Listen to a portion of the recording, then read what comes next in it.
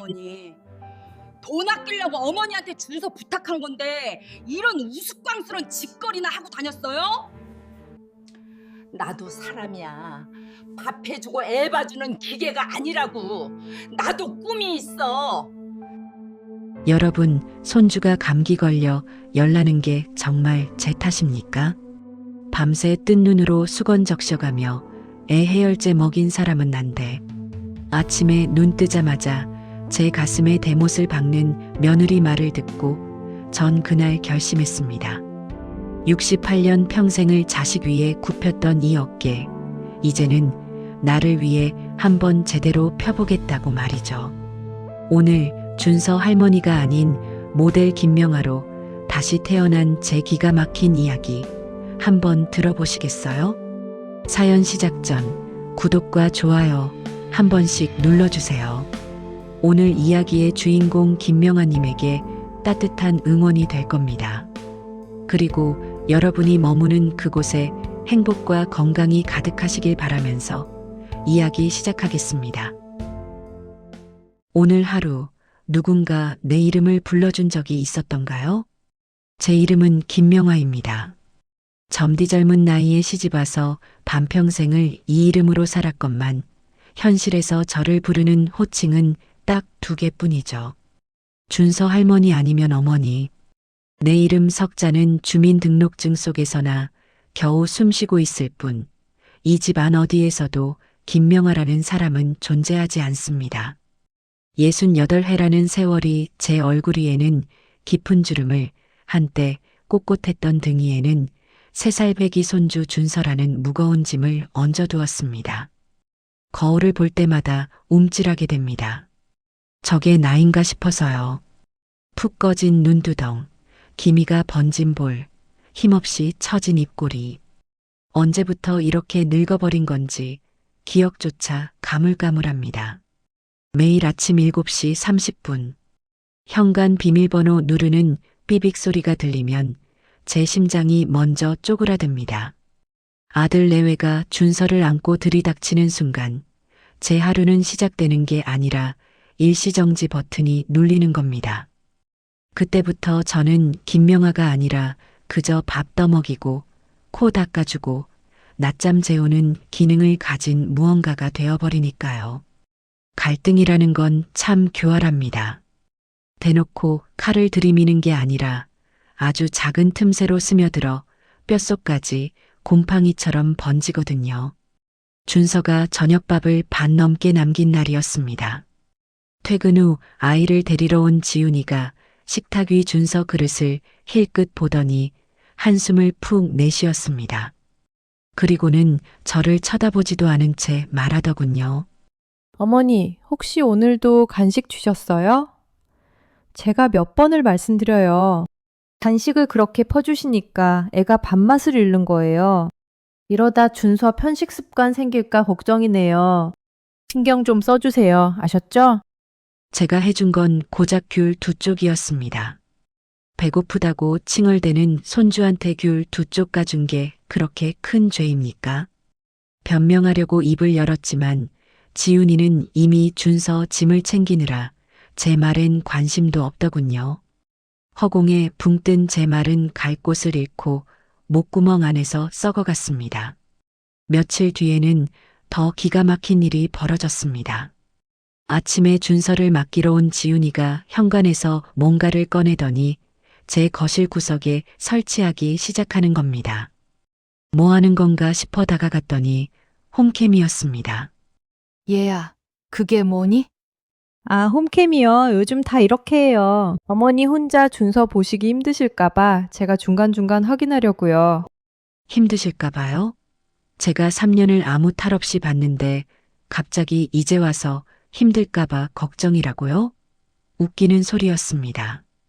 저건 걱정이 아니라 감시였습니다. 하지만 저는 아무 말도 못하고 그냥 지켜볼 수밖에 없었습니다. 내 집인데 내 집 거실에 CCTV가 달리는 꼴을 말이죠. 그날 이후 지옥이 시작됐습니다. 준서를 재우고 소파에 기대 앉아 잠시 눈을 붙이고 있었는데 갑자기 거실에서 지훈이 목소리가 울려 퍼지는 겁니다. 깜짝 놀라 벌떡 일어났더니 그게 홈캠 스피커에서 나오는 소리였습니다. 어머니, 지금 뭐 하세요? 준서가 베란다 쪽으로 가는데 왜 핸드폰만 보고 계세요? 애한테 무슨 일이라도 생기면 어머니가 책임지실 거예요? 핸드폰이라니요. 전 눈을 감고 있었을 뿐인데 순간 등줄기로 식은땀이 줄줄 흘러내렸습니다. 아, 내 집에서 나는 24시간 감시당하는 죄수구나. 저 빨간 불빛이 하루 종일 제 뒤통수를 째려보고 있는 겁니다. 그날 이후로 저는 소파에 등을 기댄 적이 없습니다. 내 집인데 내 집에서 편히 앉지도 못하는 신세가 된 겁니다. 하지만 진짜 결정타는 지난주였습니다. 저녁에 준서를 데리러 온 지훈이가 얇은 봉투 하나를 제 손에 쥐어줬습니다. 명절마다 주던 용돈 봉투였죠. 그런데 손에 쥐는 순간 알았습니다. 평소보다 훨씬 얇다는 걸요. 어머니, 이번 달은 좀 줄였어요. 준서 어린이집 원비에 교구값까지. 요즘 뭐 하나 만만한 게 없어서요. 거기까지는 그러려니 했습니다. 그런데 지훈이가 덧붙인 한마디가 제 명치를 정통으로 후려쳤습니다. 어머니야, 뭐 집에만 계시니까 돈 쓸 일도 없으시잖아요. 돈 쓸 일이 없다고요? 새벽부터 밤까지 허리 한번 못 펴고 손주를 돌보는 이 노동이 고작 돈 쓸 일 없는 노인네의 시간 때우기로 보였던 건가요? 가슴 한복판에 커다란 구멍이 뻥 뚫리는 것 같았습니다. 봉투를 쥔 손가락 끝이 하얗게 질려가는데도 저는 아무 말도 하지 못했습니다. 그저 굳은 미소를 지으며 고개를 끄덕였을 뿐입니다. 돈 몇 푼이 아까운 게 아닙니다. 제 하루가, 제 존재가, 제 노동의 가치가 고작 그 정도로 치부된다는 사실이 심장을 쥐어짜는 것처럼 아팠습니다. 그런데도 저는 참았습니다. 여기서 한마디라도 내뱉었다간 요즘 시어머니들은 왜 이렇게 예민하냐는 핀잔이 돌아올 게 뻔했으니까요. 무엇보다 입 한번 잘못 놀렸다가 손주 얼굴 못 보게 될까봐 그게 무서웠습니다. 자식 앞에서 쫓겨나는 늙은이 신세, 그건 차마 상상하기도 싫었으니까요. 어느 날 저녁 지훈이가 준서를 데리러 왔습니다. 그런데 현관에서 신발을 벗자마자 인사도 없이 주방으로 성큼성큼 걸어오는 겁니다. 그러더니 대뜸 제 집 쓰레기통 뚜껑을 열고 뒤지기 시작했습니다. 아니, 남의 집 쓰레기통을 왜 뒤지는 건지 어이가 없어서 멍하니 보고 있는데 지훈이가 제가 아침에 버린 식빵 봉투를 꺼내 들고는 제 코앞에 들이밀더군요. 어머니, 이거 왜 버리셨어요? 유통기한 지나서 버렸다. 하루 지났던데. 하루요? 딱 하루 지난 거 가지고 통째로 버리세요? 어머니, 요즘 물가가 얼마나 무서운데 이러세요. 빵 한 봉지가 5,000원이에요, 5,000원. 저희가 준서 간식비로 드린 돈인데. 지훈이가 봉투를 흔들 때마다 빵 부스러기가 제 집 바닥에 후두둑 떨어졌습니다. 저는 속이 부글부글 끓어올랐지만 꾹 참고 입을 열었습니다. 그래도 상한 거 먹이면 안 되잖니. 준서 배탈이라도 나면 어쩌려고. 그 한마디가 화근이었습니다. 지훈이 눈이 휘둥그레지더니 목소리가 한 옥타브 올라가더군요. 어머니, 지금 저한테 훈계하시는 거예요? 준서한테 안 먹일 거면 어머니라도 드시지. 왜 멀쩡한 걸 버려요? 참, 손이 크시네. 저희가 맞벌이에서 버는 돈, 생각보다 쉽게 생기는 거 아니거든요. 어머니는 돈 버는 게 얼마나 힘든지 모르시니까 이렇게 함부로 버리시는 거 아니에요. 돈 버는 게 얼마나 힘든지 모른다고요? 평생을 허리 휘어가며 자식 뒷바라지하고 지금도 무급으로 손주를 돌보는 이 늙은이가 돈의 무게를 모른다고요? 그것도 모자라 남의 집에 와서 쓰레기통까지 뒤지면서 잔소리입니까? 입안에서 피맛이 났습니다. 혀를 깨물고 있었던 겁니다. 하루 지난 빵, 아까운 그 마음, 저라고 왜 모르겠습니까?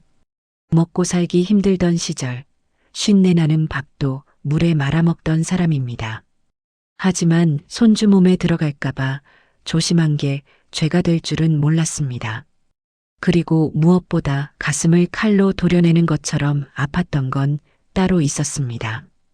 준서한테 안 먹일 거면 어머니라도 드시라는 그 말. 손주 귀한 줄만 알지 시어머니 입에 들어가는 건 유통기한 지난 것도 아깝다는 소리였습니다. 제가 뭡니까? 음식물 쓰레기 처리반입니까? 터져 나오려는 말을 억지로 삼켰습니다. 여기서 한마디 더 했다간 살림 못하는 시어머니, 트집 잡는 시어머니 소리 들을 게 뻔했으니까요. 저는 그냥 고개를 숙이고 바닥에 떨어진 빵 부스러기를 쓸었습니다. 내 집인데 내 집 바닥을 무릎 꿇고 쓸고 있는 이 꼴이 뭔가 싶었습니다. 갑자기 두 눈에서 뜨거운 게 차올랐습니다. 이 꼴을 보일 순 없어서 얼른 세면대로 가서 얼굴을 씻었습니다. 화끈거리는 볼을 찬물로 식히는데 손등 위로 떨어지는 물방울이 눈물인지 수돗물인지 분간이 안 가더군요. 그 일이 있고 며칠 뒤였습니다. 그날도 여느 때처럼 준서를 돌보고 있었죠. 어린이집 끝나는 시간에 맞춰 데려왔는데 녀석이 집에 오자마자 배고프다고 칭얼댔습니다. 마침 쪄둔 고구마가 있어서 껍질을 까줬습니다. 호 김이 나는 걸 뜨거울까봐 제 입으로 후후 불어가며 한 입 크기로 잘라줬습니다. 준서가 입을 쩍 벌리고 기다리는 모습이 어찌나 귀엽던지. 바로 그때였습니다. 거실 구석에 있던 홈캠에서 삐익 소리가 나더니 지훈이 목소리가 쩌렁쩌렁 울렸습니다. 어머니, 잠깐만요. 잠깐. 깜짝 놀라 손을 멈췄습니다. 스피커 너머로 지훈이가 헐떡거리며 말했습니다. 어머니, 거기서 움직이지 마세요. 제가 지금 바로 갈게요.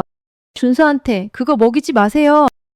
무슨 소린가 싶어 멍하니 서 있는데 10분도 안 돼서 현관 비밀번호 누르는 소리가 들렸습니다.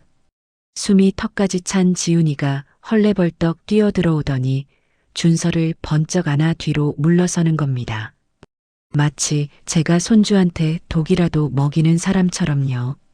어머니, 아까 제가 봤어요. 고구마 입으로 후후 부시는 거. 지금 그거 먹이시려던 거죠? 그래.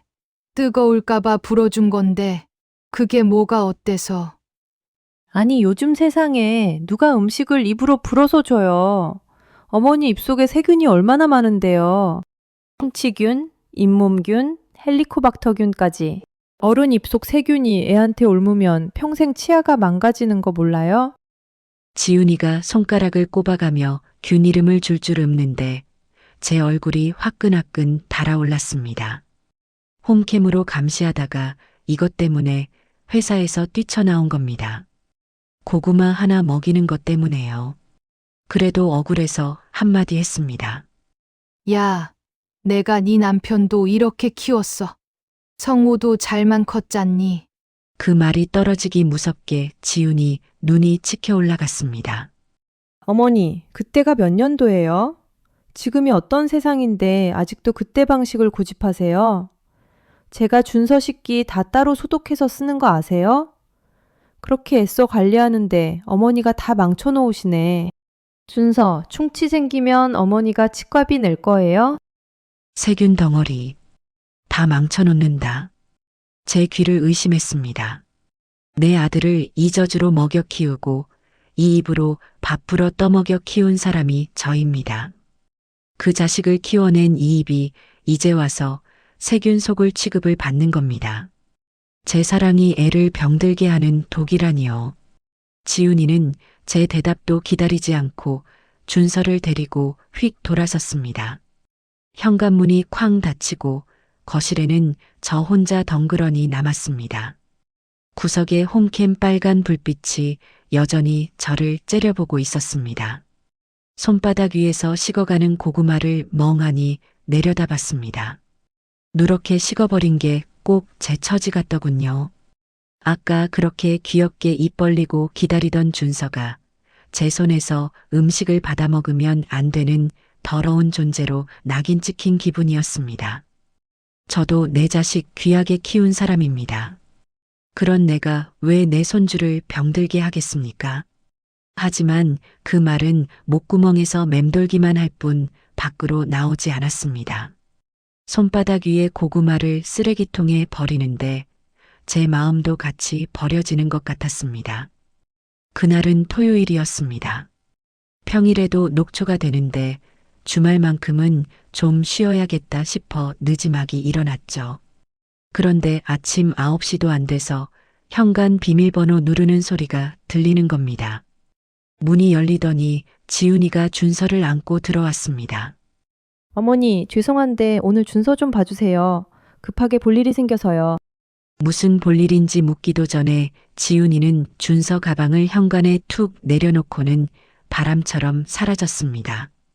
연락 한 통 없이 주말 아침에 불쑥 나타나서 아이를 맡기고 가는 게 이번이 처음은 아니었습니다. 급한 볼일이라더니 나중에 알고 보니 백화점 세일이었다더군요. 그게 그렇게 급한 일입니까? 하필 그날은 아침부터 비가 억수같이 쏟아졌습니다. 놀이터는커녕 동네 산책도 못하는 날씨였죠. 집에 갇힌 3살 배기가 가만히 있을 리 없었습니다. 준서는 이 방 저 방 뛰어다니고 장난감 다 꺼내 어지르고 나중엔 바닥에 드러누워 발버둥을 치며 울어대기 시작했습니다. 할머니 심심해. 놀이터 가자. 놀이터. 달래고 어르고 별짓을 다 해봤지만 소용이 없었습니다. 울음소리가 어찌나 크던지 귀가 멍멍할 지경이었죠. 거기다 아침에 쓴 그릇들이 싱크대에 수북이 쌓여 있었습니다. 하루 종일 미룰 수도 없는 노릇이었죠. 결국 저는 TV를 틀었습니다. 만화 영화가 나오자 준서는 언제 울었냐는 듯 눈을 반짝이며 화면에 빠져들었습니다. 그 틈에 겨우 설거지를 시작했죠. 채 10분도 안 됐을 겁니다. 갑자기 거실에서 지훈이 목소리가 쩌렁쩌렁 울려 퍼졌습니다. 홈캠 스피커였습니다. 설거지하다 말고 부랴부랴 거실로 뛰어갔죠. 물 묻은 손을 앞치마에 훔치며 허둥대는데 스피커에서 지훈이의 날카로운 목소리가 쏟아졌습니다. 어머니, 준서한테 TV 보여주지 말라고 몇 번을 말씀드려요. 애 내발달에 얼마나 치명적인데요. 3살 때 미디어 노출이 집중력 장애로 이어지는 거 몰라요? 지훈아, 비가 와서 밖에 못 나가니까 애가 하도 울어서. 설거지가 중요해요, 준서. 교육이 중요해요. 설거지는 나중에 제가 가서 할 테니까 그냥 두시라니까요. 왜 자꾸 편한 길로만 가려고 하세요? 편한 길이라니요. 연락도 없이 주말 아침에 애를 맡겨놓고 비 오는 날 하루 종일 집에서 3살 배기 상대하는 게 편한 길입니까? 하루 종일 밥 차리고 떼 쓰는 애 달래고 집안일 하느라 허리 한번 못 편 사람한테 할 소립니까? 제가 할 테니 두라는 말은 배려가 아니었습니다. 넌 그것밖에 못하냐는 비꼬미였습니다. 너네 하나 제대로 못 보냐는 낙인이었습니다. 거실 한복판에서 기계 목소리에 혼나며 서 있는 제 꼴이 얼마나 우습던지요. 홈캠 빨간 불빛이 저를 내려다보고 스피커에서는 며느리 목소리가 쏟아지고 준서는 만화를 보며 깔깔대는데 저는 그 자리에서 돌처럼 굳어 눈물만 삼켰습니다.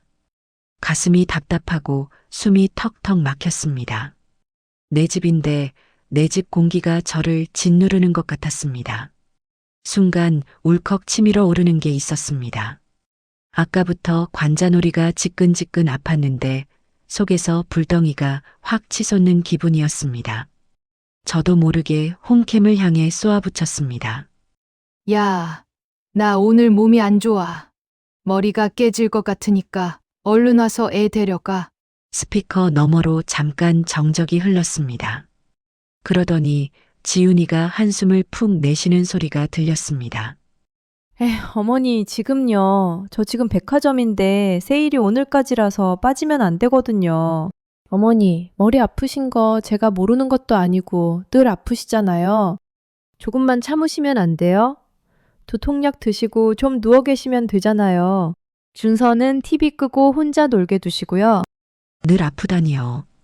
그 말이 머릿속에서 뱅뱅 맴돌았습니다. 제가 언제 아픈 척을 밥 먹듯이 했다고. 진짜 아파서 말한 건데 돌아온 건 늘 아프시잖아요 라는 핀잔이었습니다. 백화점 세일이 시어머니 몸보다 중요하다는 소리였습니다. 준서야, 할머니 머리 아프대. 엄마 올 때까지 착하게 혼자 놀고 있어. 지훈이가 홈캠 너머로 준서한테 말하더니 뚝 끊어버렸습니다. 삑 소리와 함께 스피커가 꺼지고 거실에는 만화 영화 소리만 덩그러니 울렸습니다. 저는 소파에 털썩 주저앉았습니다. 괜히 말했습니다. 아프다고 말한들 뭐가 달라집니까?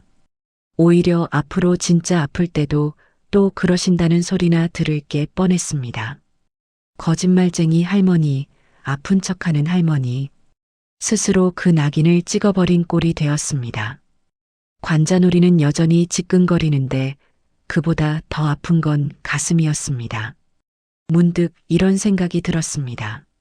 나는 왜 주말까지 반납하면서 이 꼴을 당하고 있는 건가? 백화점 세일 가는 게 그렇게 급한 일이면 그 급한 일 보러 간 사람이 애를 데려가야 하는 거 아닌가? 그런데 그 말은 끝내 입 밖으로 나오지 못했습니다. 그래도 준서가 없었으면 어쩔 뻔했을까요? 힘든 날들 속에서도 그 녀석이 저를 버티게 해줬습니다. 낮잠에서 깨어난 준서가 눈을 비비며 할머니하고 부를 때 그 잠결에 젖은 목소리가 어찌나 사랑스럽던지요. 고사리 같은 손으로 제 주름진 볼을 어루만지며 할머니 왜 쭈글쭈글해? 하고 물을 떼면 웃음이 절로 났습니다. 밥 먹다가 갑자기 숟가락을 들고 할머니야 하며 제 입에 밥을 넣어줄 때 그 서툰 손길에 가슴이 뭉클해지곤 했죠. 며느리한테 아무리 상처를 받아도 이 녀석 얼굴만 보면 다 녹았습니다. 이 작은 것 하나 때문에 버티는 거다. 이 녀석이 없으면 난 왜 사나 싶을 정도였습니다. 계절이 바뀌던 어느 날이었습니다. 그날 저녁 아들한테서 전화가 왔습니다. 회사 회식이 있는데 늦게 끝날 것 같으니 준서를 하룻밤만 봐달라고요. 지훈이도 같이 가야 하는 자리라면서요. 뭐 가끔 있는 일이었습니다. 손주 얼굴 보는 게 싫을 리 없으니 흔쾌히 그러마했죠. 그런데 어린이집에서 데려온 준서의 코끝이 발그레하더군요. 이마를 짚어보니 열기가 느껴졌습니다. 아차 싶었죠. 요 며칠 일교차가 심했는데 어린이집에서 올마온 모양이었습니다. 아들한테 연락을 했습니다. 준서가 열이 좀 있는 것 같다고 어떡하냐고요. 그랬더니 아들이 말하더군요. 엄마, 오늘 회식 진짜 중요한 자리야. 지윤이도 빠지면 안 되고 열이 좀 있는 거면 해열제 먹이고 재워. 내일 아침에 데리러 갈게. 그래서 제가 준서를 봤습니다. 저녁이 되자 녀석이 콜록콜록 기침을 하기 시작했고 밤이 깊어지면서 열이 점점 올랐습니다. 다시 연락을 할까 하다가 말았습니다. 중요한 자리라는데 이 정도 감기는 내가 감당해야지 싶었거든요. 저는 그날 밤 한숨도 자지 못했습니다. 물수건을 이마에 얹어주고 미지근해지면 다시 적셔 갈아주고 땀에 젖은 옷을 갈아입히고 해열제 먹일 시간 되면 깨워서 먹이고 준서가 끙끙대며 뒤척일 때마다 제 심장도 같이 쪼그라드는 것 같았습니다. 내 몸이 아픈 게 낫지 이 작은 것이 힘들어하는 꼴을 보는 게 더 고통스러웠습니다. 창밖이 부옇게 밝아올 때까지 저는 준서 곁을 지켰습니다. 아침이 돼서 지훈이한테 연락을 했습니다. 준서가 밤새 열이 났다고 얼른 데리러 오라고요. 전화기 너머로 지훈이가 한숨을 푹 내쉬더니 짧게 말했습니다. 제가 갈게요. 30분 뒤 현관문이 벌컥 열렸습니다. 지훈이가 성큼성큼 들어오더니 준서 이마를 짚어보고는 저를 돌아봤습니다. 그 눈빛이 심상치 않더군요. 밤새 고생하셨어요. 그 한마디를 기대했습니다. 하지만 지훈이 입에서 나온 첫마디는 제 가슴에 대못을 박았습니다.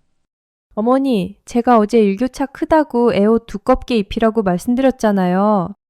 지윤아, 나도 따뜻하게 입혔어. 근데 어린이집에서 옮아온 것 같. 제 말이 채 끝나기도 전에 지훈이가 쏘아붙였습니다. 아니, 왜 맨날 변명부터 하세요? 제 말을 귓등으로 들으시니까 이렇게 되는 거 아니에요? 어머니가 체온 체크를 제대로 하셨어요? 열 오르기 전에 미리 약을 먹였어야죠. 억울했습니다. 열 나는 거 알고 연락했더니 회식 간다고 한 건 누굽니까? 밤새 물수건 갈아가며 지킨 사람이 접니다. 땀에 젖은 옷 3번이나 갈아입힌 사람이 접니다. 해열제 시간 맞춰 먹인 사람도 접니다. 그 말을 하려고 입을 열었습니다. 지윤아, 어제 열 난다고 연락했잖아. 근데 너희가 회식 간다고. 그러니까요. 열 나는 애를 왜 제대로 못 봐주시냐고요. 지훈이가 제 말을 뚝 잘랐습니다. 기가 막혔습니다. 맡겨놓고 회식 간 사람이 밤새 간호한 사람한테 왜 제대로 못 봤냐고 따지는 겁니다. 지훈이가 핸드폰을 꺼내 뭔가를 확인하더니 얼굴이 벌겋게 달아올랐습니다. 아, 진짜 오늘 회사에 중요한 미팅 있는데 애 아파서 제가 연차 쓰게 생겼잖아요. 어머니 때문에 제 평가에 문제 생기면 어떡하실 건데요. 정말 도움이 안 되네요. 도움이 안 된다. 그 말이 귓속에서 천둥처럼 울렸습니다. 당신들 회식 가게 해주려고 밤새 뜬 눈으로 손주를 지킨 제 정성은 오간데 없고 본인 연차 쓰는 손해만 눈에 보이는 겁니다. 미안하다는 말은커녕 고생했다는 말은커녕 제가 일부러 애를 아프게 한 것처럼 몰아세우다니요. 순간 눈앞이 뿌옇게 흐려졌습니다. 손끝이 덜덜 떨리고 다리에 힘이 풀려 그 자리에 주저앉을 것 같았습니다. 지훈이는 준서를 번쩍 안아들더니 현관으로 향했습니다. 문을 열며 뒤도 안 돌아보고 내뱉더군요. 다음부턴 제 말 좀 들으세요, 진짜. 쾅! 문이 닫혔습니다. 텅 빈 거실에 저 혼자 남았습니다. 어젯밤 준서가 덮고 자던 이불이 구겨진 채 소파 위에 놓여 있었습니다. 밤새 갈아준 물수건이 대야에 담긴 채 식탁 위에 있었습니다. 제 밤샘의 흔적들이 곳곳에 널려 있는데 그 누구도 알아주지 않았습니다. 평생을 자식들 위해 제 몸 부서지는 줄 모르고 살았습니다. 이제는 내 자식의 자식에게까지 모든 것을 바치고 있는데 돌아오는 건 죄인 취급뿐입니다. 가슴 속에서 뜨거운 불덩이가 치밀어 올라 목구멍까지 차올랐습니다. 눈물인지 화인지 모를 것이 볼을 타고 흘러내렸습니다. 이게 정말 제가 꿈꾸던 노후였을까요?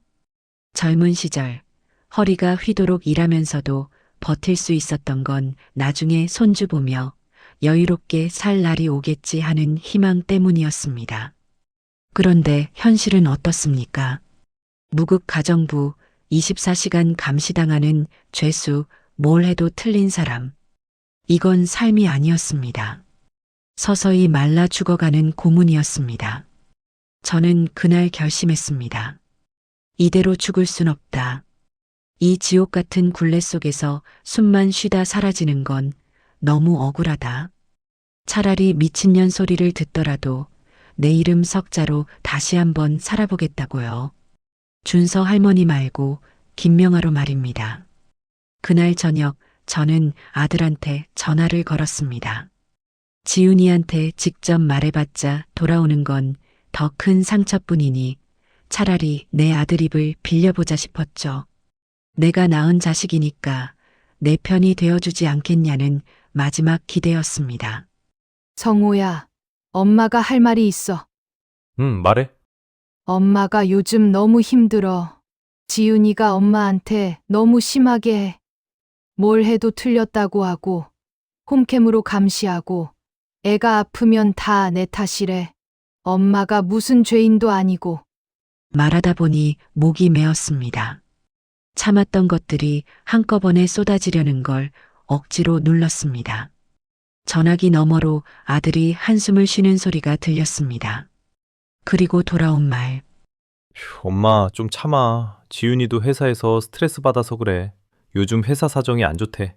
둘 다 힘드니까 예민한 거야. 엄마가 어른이잖아. 어른이니까 참으라고요? 평생을 참고 살았습니다. 시어머니한테 참고, 남편한테 참고, 자식 키우며 참고, 이제는 며느리한테까지 참아야 합니까? 그래서 참고 참다가 언제나로 살아보냐고요. 성우야, 엄마 말 좀 들어봐. 지윤이가 엄마한테 하는 말이 아, 엄마. 나 지금 바빠. 다음에 얘기하자. 끊어. 뚜뚜뚜. 전화가 끊겼습니다. 제 손에는 차가운 핸드폰만 덩그러니 남았습니다. 아들한테 기댈 수 없다는 걸 머리로는 알고 있었습니다. 하지만 가슴은 몰랐나 봅니다. 심장 어딘가가 뚝 부러지는 소리가 들리는 것 같았습니다. 그날 밤 저는 화장실 거울 앞에 오래 서 있었습니다. 거울 속에 낯선 여자가 있더군요.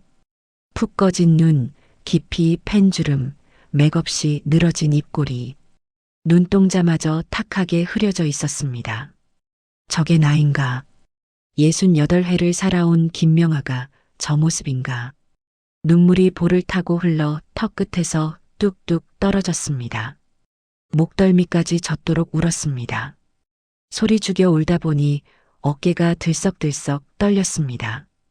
그러다 문득 거울 속 눈과 눈이 마주쳤습니다. 야, 김명화 너 이러다 진짜 죽겠다.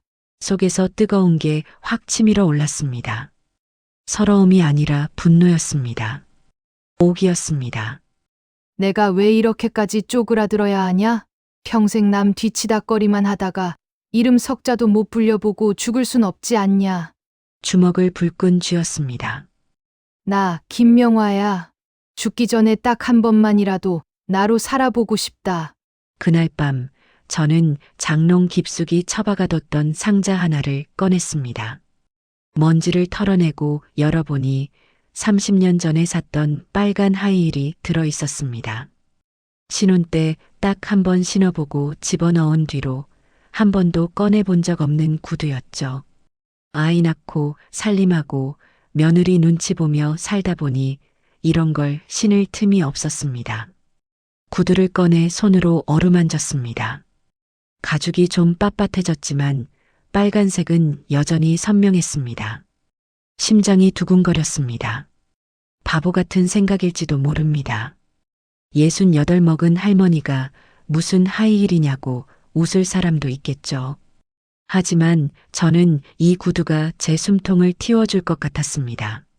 내일부터 준서를 어린이집에 보내고 난 뒤 3시간을 나에게 선물하기로 했습니다. 그 3시간만큼은 준서 할머니가 아닌 김명아로 살아보기로요. 그런데 말입니다.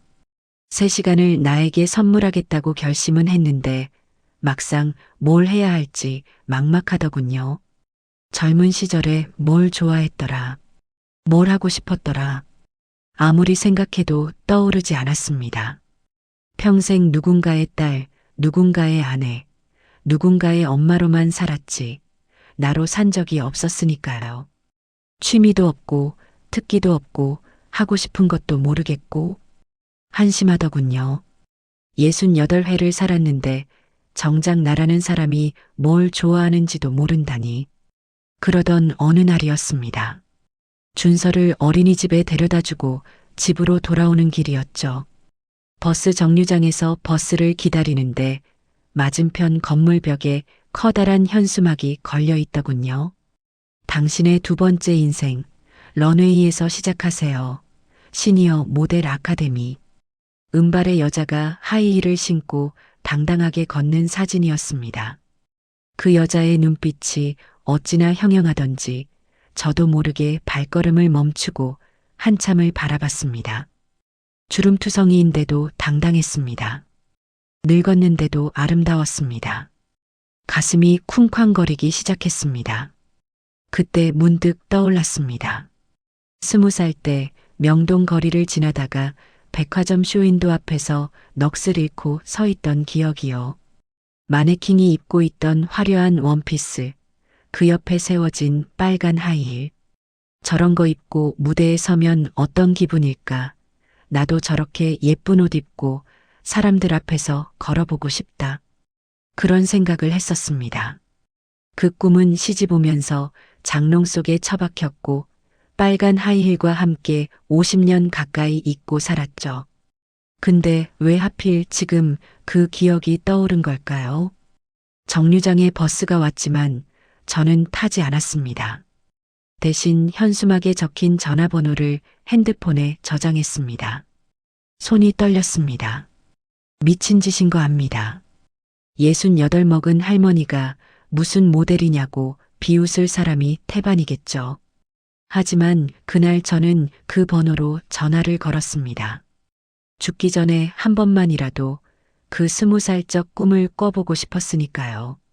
학원 문을 처음 열던 날 다리가 후들거렸습니다. 접수처에 앉은 젊은 직원이 환하게 웃으며 맞아주더군요. 어서 오세요. 등록하러 오셨어요? 친절한 인사였는데도 저는 쭈뼛쭈뼛 서 있기만 했습니다. 안쪽에서 연습 중인 사람들이 보였거든요. 저보다 나이가 많아 보이는 분들도 있었는데 하나같이 등이 꼿꼿하고 눈빛이 살아있었습니다. 거울 앞에서 워킹 연습을 하는 모습이 마치 진짜 모델 같더군요. 저 사이에 내가 낄 수 있을까? 나만 못하면 어쩌지? 괜히 왔나? 후회가 밀려오려는 찰나 안쪽에서 우렁찬 목소리가 들렸습니다. 거기 새로 오신 분, 뭐예요? 어서 안 들어오고. 목소리의 주인공은 오명식이라는 원장이었습니다. 60 중반쯤 되어 보이는 남자였는데 흰머리를 뒤로 넘기고 등을 꼿꼿이 세운 모습이 제 또래 같지 않았습니다. 군더더기 없이 쭉 빠진 체형, 날카로우면서도 따뜻한 눈빛. 아, 이 사람은 진짜 모델이었구나 하는 생각이 절로 들더군요. 성함이 어떻게 되세요? 김명화요. 김명화 씨 좋아요. 이름부터 예쁘네. 신발 갈아 신고 저쪽 거울 앞에 한번 서볼래요? 영문도 모르고 거울 앞에 섰습니다. 명식 씨가 저를 빤히 바라보더니 고개를 절레절레 저었습니다. 명화 씨, 걷는 게 왜 그래요? 죄 지었어요? 네. 어깨가 왜 그렇게 움츠러들었냐고요? 눈은 왜 바닥만 봐요? 지금 여기 감옥이에요? 교도소예요? 얼굴이 벌겋게 달아올랐습니다. 그런데 명식 씨가 제 등 뒤로 다가오더니 굽은 어깨를 양손으로 탁탁 쳤습니다. 당신은 지금 죄인이 아니라 이 무대의 주인공이에요. 턱 들고 시선은 정면. 당신 안에 불꽃을 꺼내라고요. 호통이었습니다. 그런데 이상하게도 기분이 나쁘지 않았습니다. 며느리한테 듣는 잔소리와는 달랐습니다. 그건 저를 깎아내리는 칼이었지만 이건 저를 세워주는 기둥 같았습니다. 저도 모르게 턱을 들었습니다. 어깨를 폈습니다. 거울 속에 제가 조금 달라 보이더군요. 명식 씨가 빙그레 웃으며 말했습니다. 됐어요. 그거예요. 명화 씨, 당신은 아직 충분히 아름다워요. 세상이 뭐라 하든 당신 안에는 분명히 빛나는 게 있어요. 내가 그걸 꺼내줄 테니까 믿고 따라와요. 아직 충분히 아름답다. 그 말 한마디에 제 메마른 가슴에 단비가 내리는 것 같았습니다. 얼마 만에 듣는 말입니까? 아니, 평생 들어본 적 있던가요? 당신은 아름답다는 말. 코끝이 찡했습니다. 그날 이후로 저는 매일 준서를 어린이집에 보내고 그 3시간 동안 학원으로 달려갔습니다. 워킹 연습을 하고 표정 만드는 법을 배우고 거울 앞에서 포즈를 취했습니다. 퇴근하고 돌아올 땐 운동화로 갈아 신고 가방 속에 하이힐을 숨겼죠. 집에선 여전히 준서 할머니였지만 그 3시간만큼은 제가 주인공이었습니다. 거울 앞에 설 때마다 명식 씨의 말이 귓가에 맴돌았습니다. 당신은 아직 충분히 아름다워요. 50년 묵은 꿈이 먼지를 털고 일어나는 기분이었습니다. 제 안에 이런 게 있었구나. 이렇게 가슴이 뛸 수 있는 사람이었구나. 학원 가는 길 발걸음이 어찌나 가볍던지 이 나이에 콧노래가 나오더군요. 하지만 말입니다. 행복이란 건 참 얄궂습니다. 손에 쥐었다 싶으면 모래알처럼 빠져나가거든요. 저는 그때 몰랐습니다. 이 작은 행복이 곧 저를 벼랑 끝으로 몰아넣을 폭풍의 눈이었다는 것을요. 그렇게 2달이 흘렀습니다. 매일 3시간씩 학원에 다니며 워킹을 배우고 표정을 연습하고 포즈를 익혔습니다. 처음엔 거울 앞에 서는 것조차 쑥스러웠는데 이젠 제법 어깨를 펴고 걸을 수 있게 됐더군요. 명식 씨는 명화 씨 많이 늘었어요. 이 정도면 대회 나가도 되겠는데? 라며 엄지를 치켜 세워줬습니다. 대회라니요. 처음엔 그냥 웃어넘겼습니다. 저 같은 초보가 무슨 대회냐고요. 하지만 명식 씨가 진지하게 권하더군요. 명화 씨, 다음 달에 시니어 모델 선발 대회가 있어요. 상 타고 못 타고가 중요한 게 아니에요. 무대에 서보는 것 자체가 인생에서 잊지 못할 경험이 될 거예요. 한번 도전해봐요. 심장이 쿵쾅거렸습니다. 무대라니. 진짜 모델처럼 런웨이를 걷는다니. 무섭기도 하고 설레기도 했습니다. 며칠을 고민하다 결국 신청서를 냈습니다. 죽기 전에 딱 한 번만이라도 조명 아래에서 걸어보고 싶었으니까요. 그날 이후로 연습은 더 빡빡해졌습니다. 대회까지 한 달. 명식 씨는 저를 더 세게 밀어붙였고 저도 이를 악물고 따라갔습니다. 워킹 연습을 하다 발바닥에 물집이 잡혀도 다음 날이면 또 학원으로 달려갔죠. 집에 돌아와 준서를 재우고 나면 거울 앞에서 몰래 연습을 했습니다. 표정 만들기, 턴 동작, 시선 처리. 화장실 거울 앞에서 혼자 걸어보다가 스스로 웃음이 나기도 했습니다. 68 먹은 할머니가 한밤중에 이게 뭐 하는 짓인가 싶으면서도 가슴은 살아있다는 느낌이 들어 좋았습니다. 그런데 말입니다. 행복에 취하면 방심하게 되더군요. 대회를 일주일 앞둔 날이었습니다. 그날따라 명식 씨가 리허설을 해보자며 처음부터 끝까지 풀로 연습을 시켰습니다.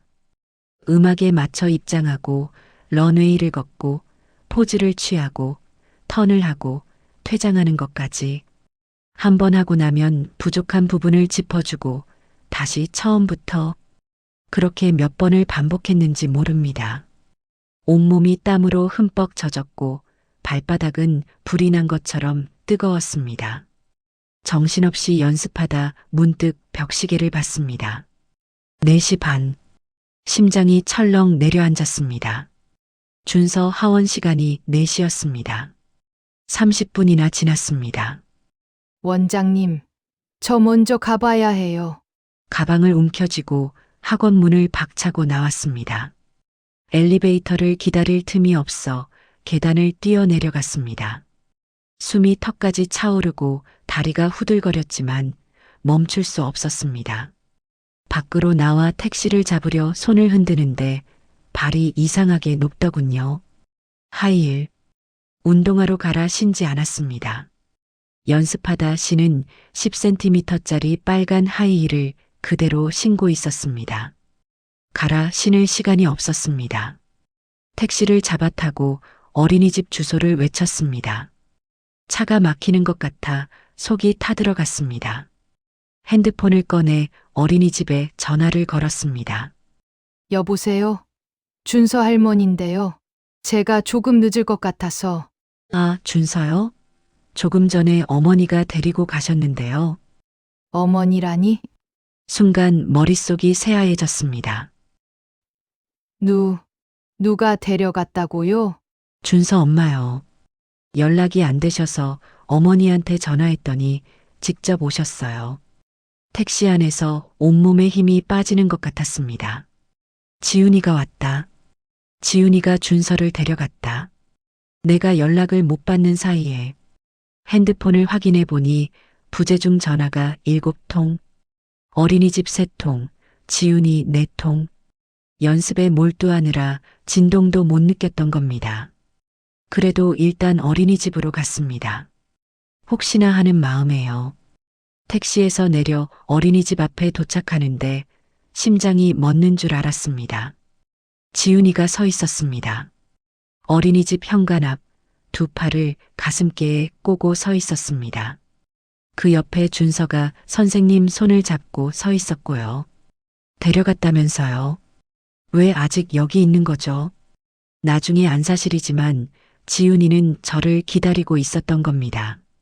제가 어떤 꼴로 나타나는지 두 눈으로 확인하려고요.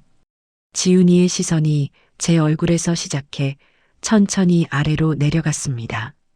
땀에 젖은 머리카락, 화장기 없이 벌겋게 달아오른 얼굴, 헐떡이는 숨결. 그리고 마지막으로 그 시선이 머문 곳은 제 발끝이었습니다.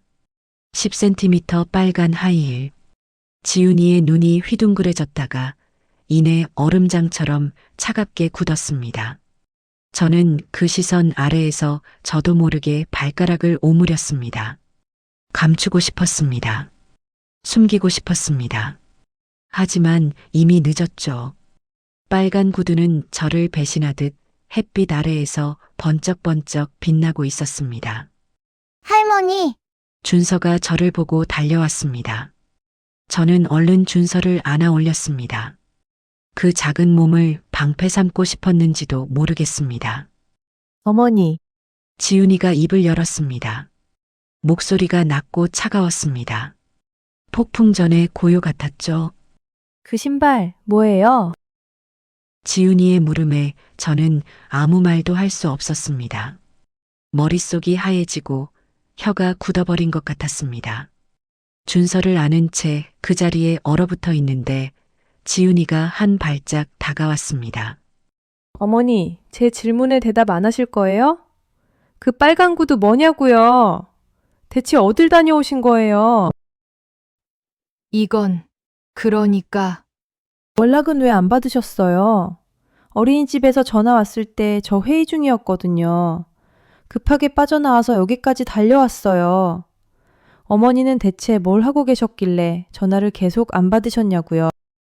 변명할 말이 없었습니다.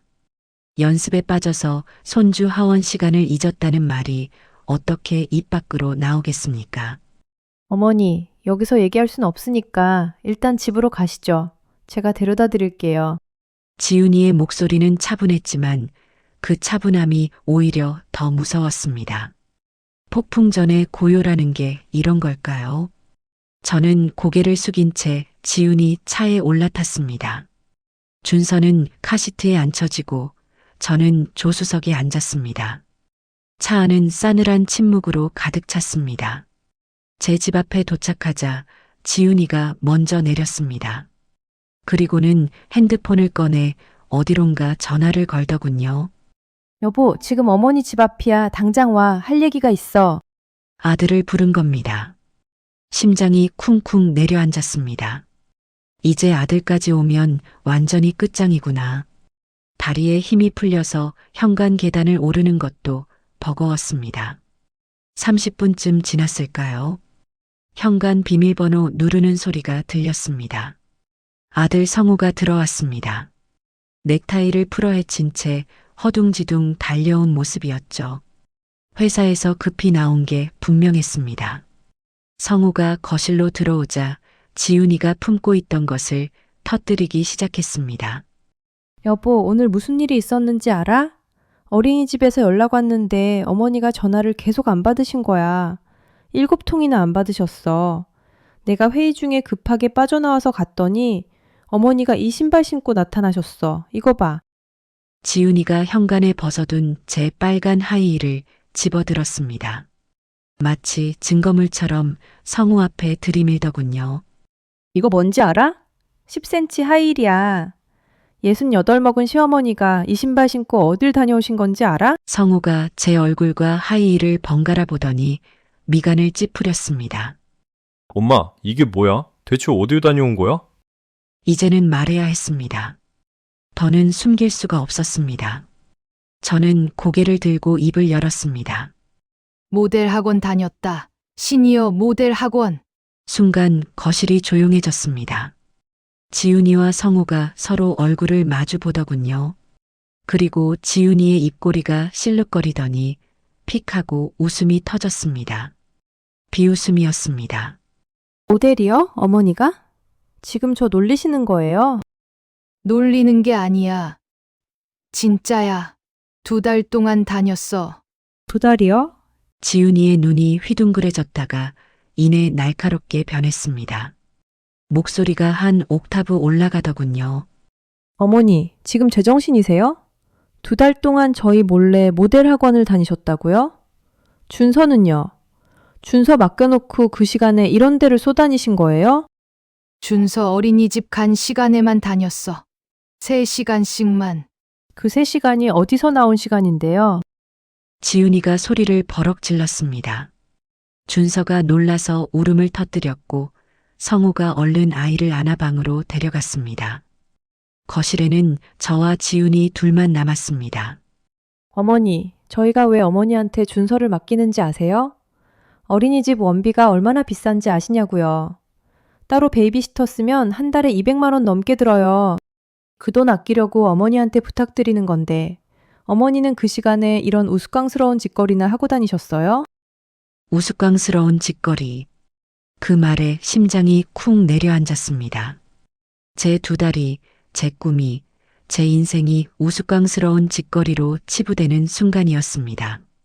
저희가 매달 용돈 드리는 거 그 돈으로 이런 데 쏟아부으신 거예요? 아니, 학원비가 얼만데요? 수십만 원 하죠? 저희가 피땀 흘려 번 돈을 이렇게 쓰시면 어떡해요? 내 돈으로 다녔어. 어머니, 돈이 어딨어요? 어머니가 버시는 게 있어요? 다 저희가 드리는 돈이잖아요. 칼로 가슴을 도려내는 것 같았습니다. 내 돈이라 해도 틀린 말은 아니었습니다. 평생 모아둔 푼돈이 있었으니까요. 하지만 지훈이 눈에는 그것마저 저희가 드린 돈이었던 겁니다. 제가 평생 일군 것, 아껴 모은 것, 그 모든 게 이 며느리 눈에는 아무것도 아니었습니다. 그때 방에서 준서를 재우고 나온 성우가 거실로 들어왔습니다. 저는 아들을 바라봤습니다. 내가 낳은 자식이니까 설마 엄마 편을 들어주지 않겠냐는 마지막 기대였습니다. 성우야. 엄마, 성우가 제 앞에 섰습니다. 그리고 입을 열었습니다. 엄마, 이건 좀 아니지. 가슴이 쿵하고 바닥으로 떨어지는 것 같았습니다. 우리도 엄마한테 맡기고 싶어서 맡기는 거 아니야. 근데 다른 방법이 없어서 그러는 거잖아. 엄마도 알잖아. 그런데 그 시간에 몰래 학원을 다녀? 모델 학원을? 엄마 나이가 몇 살인데? 아들이 고개를 돌리더군요. 저와 눈을 마주치지 않으려는 것 같았습니다. 솔직히 창피해. 우리 엄마가 이 나이에 모델이라니. 동네 사람들이 알면 뭐라고 하겠어. 엄마, 그냥 집에서 편히 계시면 안 돼? 나이값 좀 하자. 나이가? 그 말이 귓속에서 천둥처럼 울렸습니다. 평생을 바쳐 키운 자식입니다. 밤잠 설쳐가며 젖 먹이고 허리 휘어가며 등록금 대고 이 악물고 뒷바라지한 자식입니다. 그 아들 입에서 나온 말이 창피하다였습니다. 나이값 좀 하라였습니다. 지훈이가 아니라 성우였습니다. 진짜 제 가슴에 대못을 박은 건 며느리가 아니라 제 아들이었습니다. 눈앞이 뿌옇게 흐려졌습니다. 숨이 턱턱 막히고 손끝이 덜덜 떨렸습니다. 세상이 빙글빙글 도는 것 같았습니다.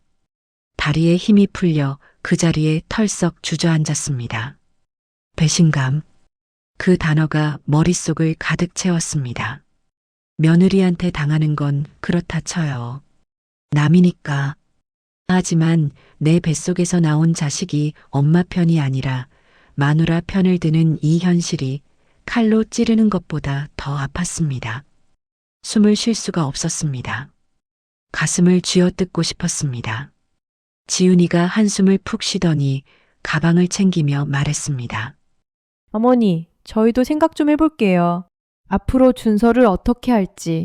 오늘 일은 정말 실망이에요. 쾅! 현관문이 닫혔습니다. 아들도 며느리도 손주도 다 가버렸습니다. 텅 빈 거실에 저 혼자 바닥에 주저앉아 있었습니다. 구석에는 아까 지훈이가 내동댕이 친 빨간 하이힐이 나뒹굴고 있었습니다. 조명 아래에서 그렇게 빛나던 구두가 지금은 그저 초라하고 볼품없어 보였습니다. 꼭 제 꼴 같더군요. 그날 밤 저는 한숨도 자지 못했습니다. 천장만 바라보며 누워 있는데 아들이 한 말이 머릿속에서 빙빙 돌았습니다. 창피하다. 나이값 좀 하라. 그 말들이 대못이 되어 가슴 곳곳에 박혀 있었습니다. 눈을 감으면 지훈이의 비웃는 얼굴이 떠오르고 눈을 뜨면 구석에 나뒹구는 빨간 하이힐이 보였습니다. 이틀이 지났습니다. 아들한테서도 며느리한테서도 연락이 없었습니다. 준서를 맡기겠다는 말도 미안하다는 말도 아무것도요. 마치 저라는 사람이 처음부터 없었던 것처럼 조용했습니다. 셋째 날 아침 저는 거울 앞에 섰습니다. 며칠 동안 제대로 먹지도 씻지도 못한 얼굴이 처참하더군요. 푹 꺼진 눈, 갈라진 입술, 생기 없이 늘어진 머리카락. 그런데 이상하게도 그 꼴을 보는데 분노가 치밀어 올랐습니다. 내가 왜 이 꼴로 있어야 하지? 내가 뭘 잘못했는데?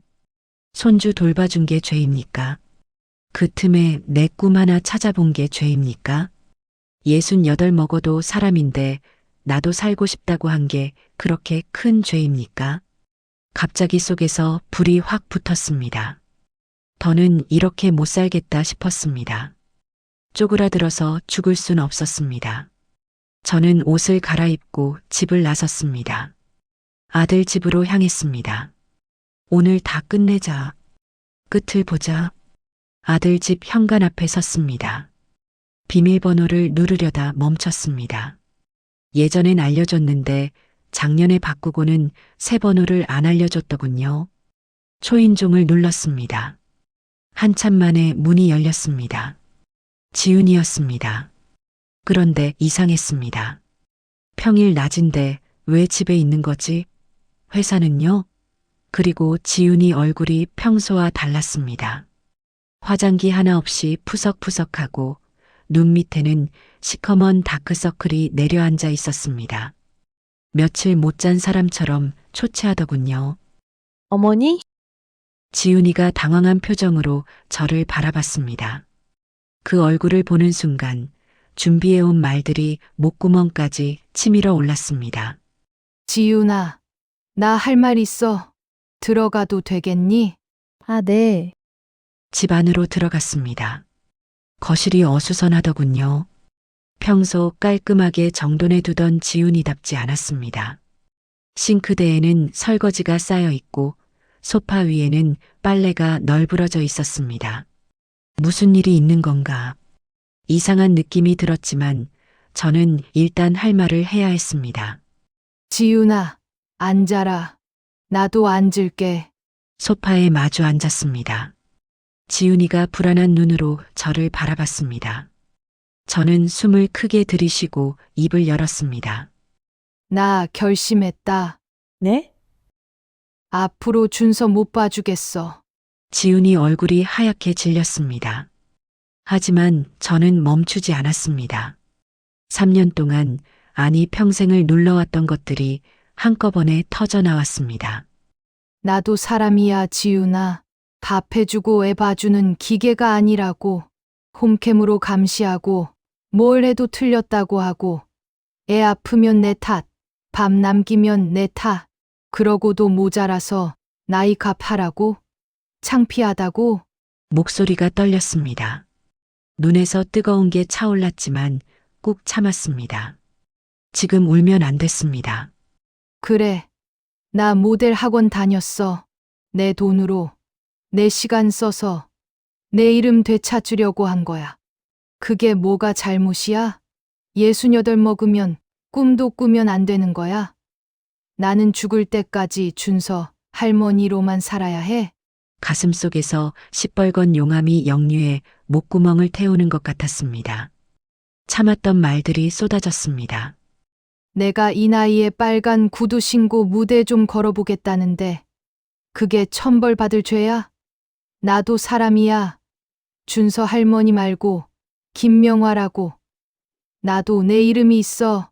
목청이 터져라 소리쳤습니다. 평생 삼켜왔던 것들이 폭발한 겁니다. 지훈이가 눈을 크게 뜨고 저를 바라봤습니다. 입술이 파르르 떨리더군요. 저는 벌떡 일어났습니다. 할 말 했으니까 나 간다. 돌아서서 현관으로 가려는데 소파 옆에 있던 지훈이 가방에 발이 걸렸습니다. 가방이 넘어지면서 안에 있던 것들이 바닥으로 와르르 쏟아졌습니다. 아, 죄송해요. 내가 치울게요. 무심코 바닥을 보다가 저는 그 자리에 얼어붙었습니다. 쏟아진 것들 사이에 구겨진 종이 한 장이 보였습니다. 권고사직 통지서라는 글자가 눈에 박혔습니다. 그 옆에는 병원 약봉지가 여러 개 흩어져 있었습니다.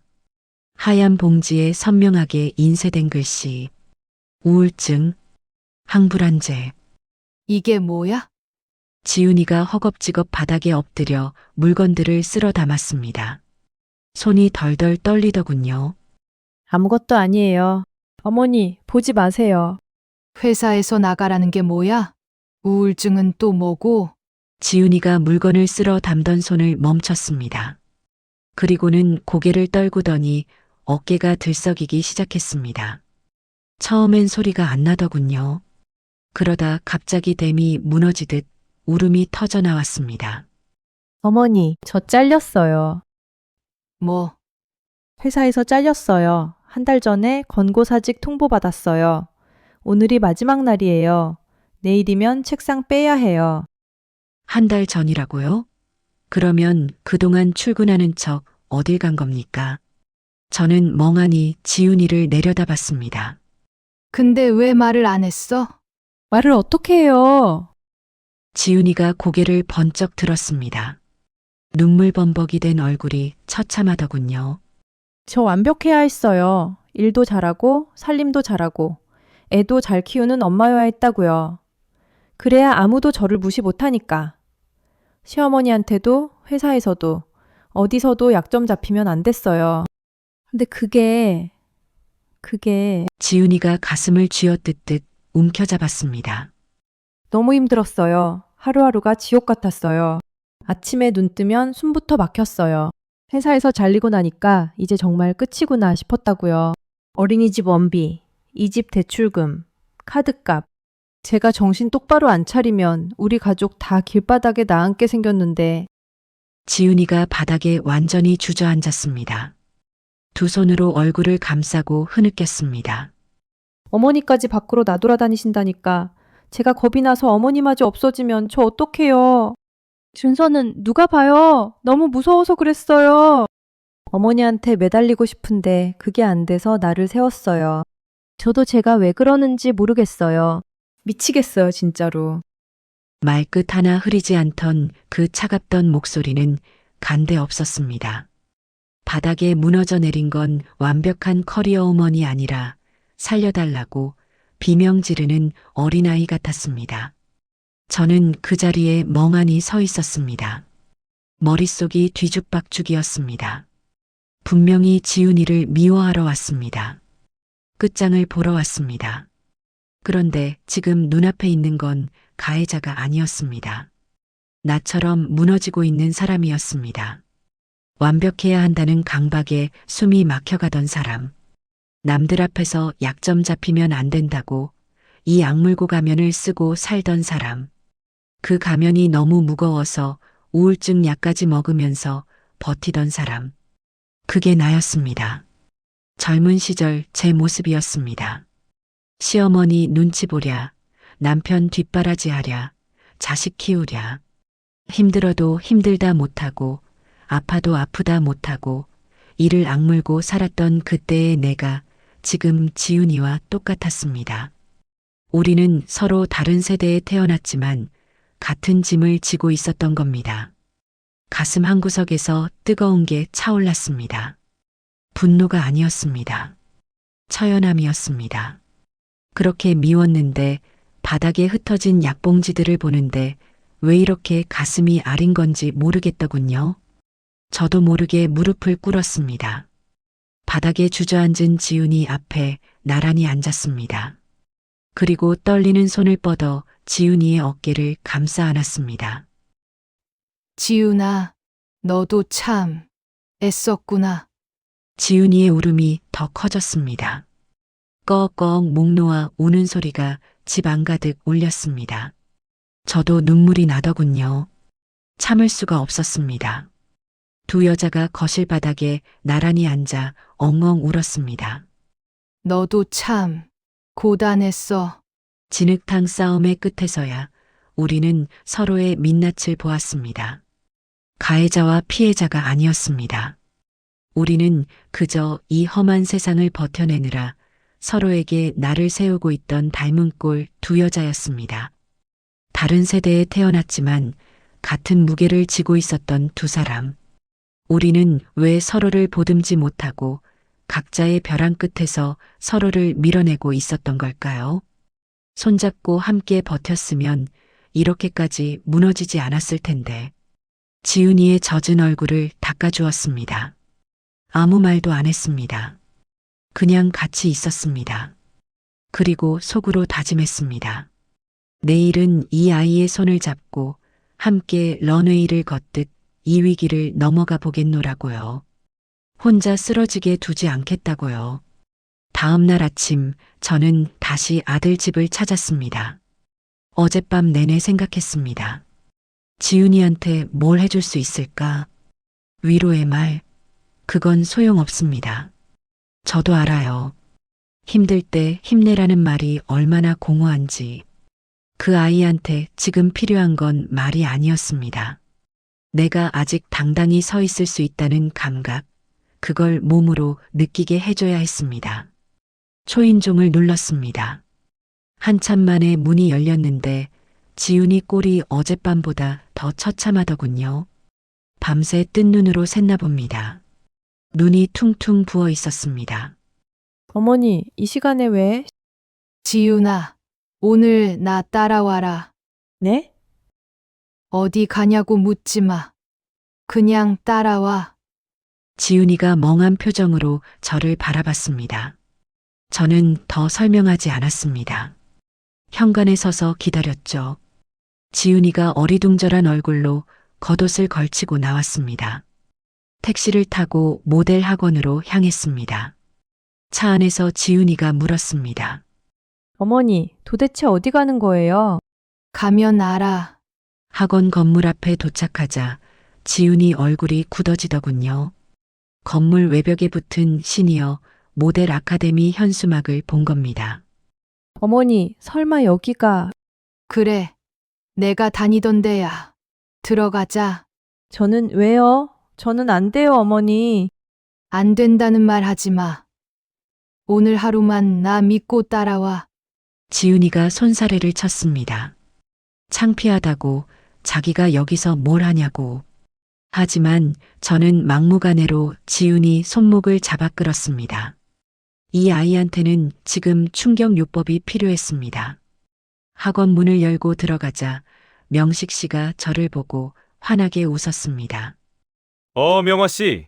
어제 연락도 없이 사라지더니 웬일이야? 명식 씨의 시선이 제 뒤에 있는 지훈이에게 멈췄습니다. 푹 꺼진 눈, 축 처진 어깨, 바닥만 보는 시선. 명식 씨가 눈을 가늘게 뜨더니 저를 바라봤습니다. 저는 작게 고개를 끄덕였죠. 그것만으로 통했습니다. 거기 아가씨. 명식 씨가 갑자기 목소리를 높였습니다. 지훈이가 깜짝 놀라 고개를 들었습니다. 네? 내가 물어볼 게 있어요. 회사에서 잘리면 인생 끝이에요? 지훈이 얼굴이 새하얘졌습니다. 저를 돌아보며 눈으로 어머니 말씀하셨어요? 라고 묻더군요. 저는 고개를 저었습니다. 말 안 했습니다. 명식 씨는 그냥 보면 아는 사람이었습니다. 대답해봐요. 회사에서 나가라고 하면 당신이라는 사람도 끝나는 거예요? 그게 저는 어깨가 왜 그 모양이에요? 눈은 왜 바닥만 봐요? 죄 지었어요? 지훈이 입술이 파르르 떨렸습니다. 명식 씨가 제 옆으로 성큼 다가오더니 지훈이를 가리켰습니다. 저기 거울 앞에 서봐요. 명화 씨 옆에. 저는 모델이 아닌데 누가 모델 하래요? 그냥 서보라고요. 거울 앞에. 지훈이가 주춤주춤 제 옆에 섰습니다. 거울 속에 우리 둘이 나란히 비쳤습니다. 68 시어머니와 36 며느리. 나란히 서 있는데 웃기게도 제가 더 당당해 보이더군요. 지훈이는 어깨가 움츠러들고 고개가 숙여지고 눈빛이 죽어 있었습니다. 마치 2달 전에 저처럼요. 명식 씨가 지훈이 뒤로 다가가더니 양손으로 어깨를 탁탁 쳤습니다. 아가씨, 명화 씨가 처음 여기 왔을 때 딱 지금 당신 같았어요. 어깨는 귀까지 올라가 있고 눈은 바닥에 붙어 있고 세상에 죄 지은 사람처럼 쪼그라들어 있었지. 지훈이가 저를 흘끔 봤습니다. 저는 고개를 끄덕였습니다. 근데 지금 봐요. 2달 만에 이만큼 달라졌어요. 명화 씨는 68배도 런웨이를 꿈꿔요. 대회 나갈 거예요. 근데 36이 벌써 인생 다 산 표정을 하고 있으면 쓰나? 명식 씨가 손뼉을 탁 쳤습니다. 자, 시어머니 걷는 거 보면서 딱 10번만 같이 걸어봐요. 회사가 당신을 버렸다고? 좋아요. 그럼 당신이 회사를 버려요. 근데 고개 숙이고 쫓겨나지 말고 어깨 펴고 걸어 나와요. 그게 복수예요. 저는 거울 앞에서 걷기 시작했습니다. 2달 동안 갈고 닦은 워킹이었습니다. 턱을 들고 시선은 정면, 어깨는 펴고 한 발 한 발 내디딜 때마다 하이힐이 바닥을 찍는 소리가 울렸습니다. 지훈 씨도 따라 걸어봐요. 지훈이가 어색하게 제 옆에서 걷기 시작했습니다. 처음엔 어깨가 자꾸 움츠러들고 시선이 바닥으로 떨어졌습니다. 명식 씨가 계속 소리쳤습니다. 턱 들어요. 시선 정면. 당신은 죄인이 아니에요. 10번을 걸었습니다. 20번을 걸었습니다. 어느 순간 지훈이의 어깨가 조금씩 펴지기 시작했습니다. 고개가 올라오고 시선이 거울 속 자기 자신을 마주보기 시작했습니다. 이건 모델 연습이 아니었습니다. 무너진 자존감을 다시 세우는 재활 훈련이었습니다. 제가 하이힐을 신고 당당히 걷는 모습을 옆에서 지켜보며 지훈이는 비로소 느끼는 듯 했습니다. 시어머니도 저렇게 버티는데 나라고 못할 게 뭐냐는 오기 같은 거 말이죠. 연습이 끝나고 학원을 나섰습니다. 밖으로 나오니 햇볕이 따스하더군요. 지훈이가 한참 말이 없더니 갑자기 제 손을 꽉 잡았습니다. 놀라서 쳐다보니 지훈이 눈에 눈물이 그렁그렁 맺혀 있었습니다. 어머니, 왜? 감사해요. 그 한마디에 저도 코끝이 찡했습니다. 어머니, 저 내일 회사 가서 당당하게 마무리하고 올게요. 쫓겨나는 게 아니라 제 발로 걸어 나올 거예요. 고개 숙이지 않을게요. 지훈이가 제 손을 더 꽉 쥐었습니다. 그리고 어머니 대회 저도 응원하러 갈게요. 꼭 보고 싶어요, 어머니가 런웨이 걷는 거. 집으로 돌아오는 길, 나란히 걷는 우리 둘의 그림자가 햇볕 아래 길게 늘어졌습니다. 며느리가 아니라 딸 같았습니다. 아니, 같은 전쟁을 치르는 전우 같았습니다. 드디어 약속된 그날이 왔습니다. 시니어 모델 선발대회 본선 무대 뒤편. 화려한 조명과 분주한 스태프들 사이에서 저는 생전 처음 발라보는 진한 립스틱을 칠하며 거울을 보았습니다. 68세의 김명화. 주름은 여전하지만 그 눈빛만큼은 어느 때보다 형형하게 빛나고 있었죠. 심장이 너무 세게 뛰어서 가슴을 손으로 누르고 있는데 무대 커튼 사이로 익숙한 얼굴들이 보였습니다. 객석 제일 앞줄. 지훈이가 준서를 무릎에 앉히고 앉아 있더군요. 지훈이는 예전의 차가운 눈빛이 아니었습니다. 눈시울이 붉어진 채로 저와 눈이 마주치자 입모양으로 조용히 속삭이더군요. 어머니, 당당하게 걷고 오세요. 제 시어머니 말고 모델 김명화로요. 제 이름이 호명되고 조명이 쏟아지는 런웨이로 발을 내디뎠습니다. 10cm가 넘는 하이힐이 발바닥을 조여왔지만 더는 아프지 않았습니다. 유모차를 밀던 구부정한 어깨는 활짝 펴졌고 며느리의 독설에 고개 숙이던 고개는 누구보다 높이 들렸습니다. 워킹의 끝에서 저는 지훈이와 준서를 내려다보며 환하게 웃어주었습니다.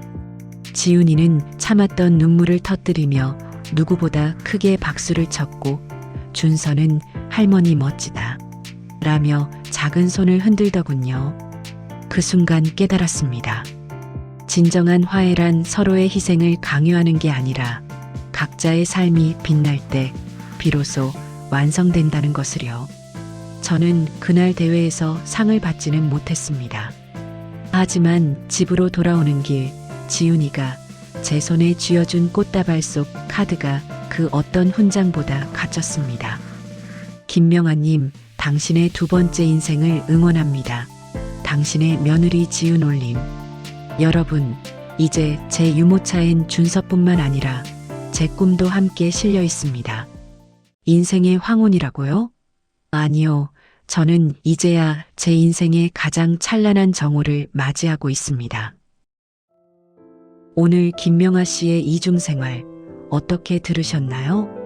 혹시 지금 이 순간에도 내 이름보다 누구의 엄마, 누구의 할머니로 사느라 지쳐있진 않으신가요? 늦었다고 생각할 때가 가장 빠를 때라는 말, 식상하지만 참 정답이더군요. 여러분도 장롱 깊숙이 숨겨둔 여러분만의 빨간 하이힐을 오늘 한번 꺼내 보시는 건 어떨까요? 오늘 이야기가 가슴에 작은 울림을 주었다면 영상 아래 구독과 좋아요 버튼 꾹 눌러주세요. 여러분의 응원이 저 같은 작가에게는 큰 힘이 됩니다. 그리고 여러분의 소중한 사연이나 느낀 점을 댓글로 남겨주시면 하나하나 읽으며 함께 소통하겠습니다. 오늘도 내 이름 석자로 당당하게 사는 하루 되시길 바랍니다.